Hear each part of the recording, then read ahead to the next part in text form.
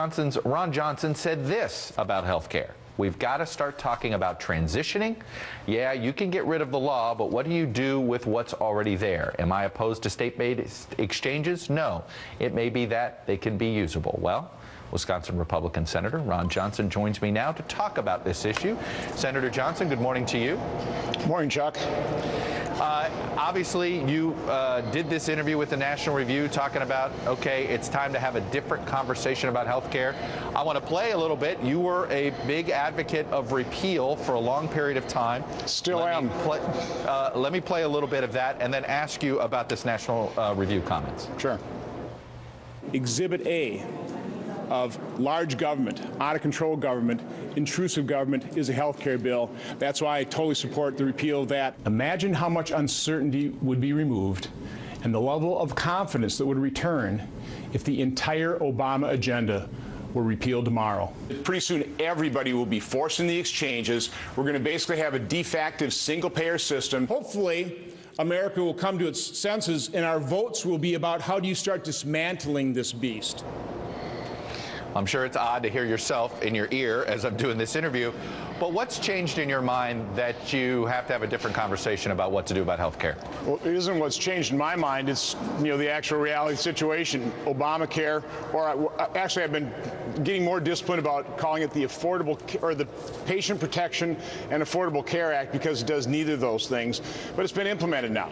So now you're going to actually have people on the exchanges. You're going to be, these risk pools are going to be set up, and so you have to deal with the reality situation. This isn't just a piece of paper right now that you can repeal and it just goes away. We should repeal the law. I mean, that's still my goal, but the fact of the matter is we have to start dealing with the reality situation.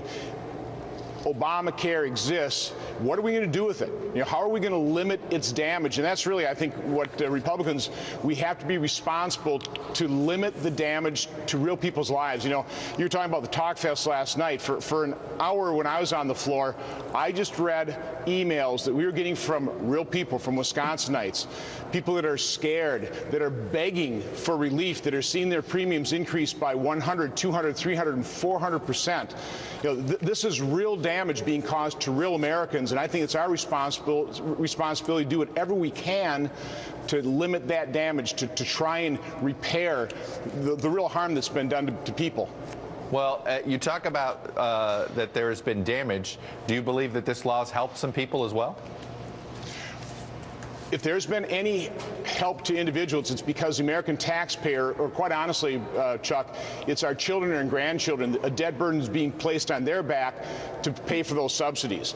So, President Obama said he's going to bend the cost curve down. He didn't. He dramatically bent the cost curve up, because when you mandate certain coverages, that necessarily increases the price of health care. So anybody who's been advantaged by this thing, it's been done on the backs of our children and grandchildren, because we can't afford this. So, yeah, I don't doubt that some people are going to be better off because of this, but there are going to be a whole lot more people, millions of people, that are far worse off. And let's face it, all these promises that President Obama made, if you like your health care plan, right, people aren't being able to keep their health care plan. They're losing their doctors, they're losing their treatments, they're losing their prescription drugs, things that have kept them alive. And that is what last night I was pleading with my Democrat colleagues to start working with us to start limiting that damage to the American public. Now, you said in the National Review interview that you were no longer, or you were not opposed to state-based exchanges. So have you given that advice to Wisconsin Governor Scott Walker? Well, first of all, that is being mistypified. Okay. Certainly the state exchanges that they're constituted under Obamacare, I'm totally opposed to those things, because they mandate all kinds of coverage. The concept of risk-sharing pools, of these state exchanges exist. Is there some way you can utilize that structure and yet still preserve the freedom and choice of Americans to choose whatever health care coverage they actually want? In other words, allow any kind of plan to be purchased through those state exchanges. I mean, if people want to buy the gold-plated plans, all the mandated coverages through Obamacare, they can, but I doubt very few will, because it's so much more expensive. So again, I'm just talking about the concept of certain types of marketplaces that can help individuals access the free market. But one of the things you'd actually actually do is allow people to purchase insurance across state lines, equalize the tax treatment so that individuals that are buying it on the individual market get the same tax advantage as individuals that get their insurance through their employers. So listen, the concept, I don't necessarily have a problem with, but the Obamacare state exchanges I am utterly opposed to. So do you want to see Scott Walker look at something that you're describing, see if he can build a state exchange that encompasses what you want and does it, but also within the law of the new health care law? I was totally supportive of Governor Walker's decision not to enact a state exchange and not accept the Medicaid expansion because he knew that the federal government can't afford it, and eventually Wisconsin taxpayers are going to have to pay for that. So, no, I totally support Governor Walker's decision not to do a state exchange. I'm just saying, federally, if a state has set up an exchange, if there's some way they can use that for free market reforms, I don't have a problem with that. I got to ask you, Paul Ryan negotiated budget deal, for or against? Well, I understand exactly what Paul was trying to do. I don't want to shut down the government. That was pretty much the task he was given.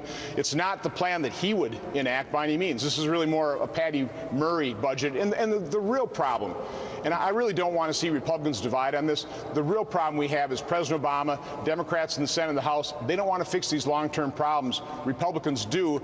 But until we get a willing partner on the other side that's willing to acknowledge the problem and work with us in good faith to solve it, it's pretty hard to move forward with real reforms, and that's the situation Paul was in, trying to negotiate something, because I don't want to shut down the government. The federal government does enough harm to our economy. We don't need to do shutdowns to increase that harm. All right, you didn't say whether you were going to vote for it or against it. I'm looking at it. You're still looking at it, so you haven't made a decision? No. All right, Senator Ron Johnson, Republican from Wisconsin. All you Wisconsin guys, a lot in the news. Walker, Ryan, Johnson, keeping us busy here. Thank you, sir. Have a good day. All right.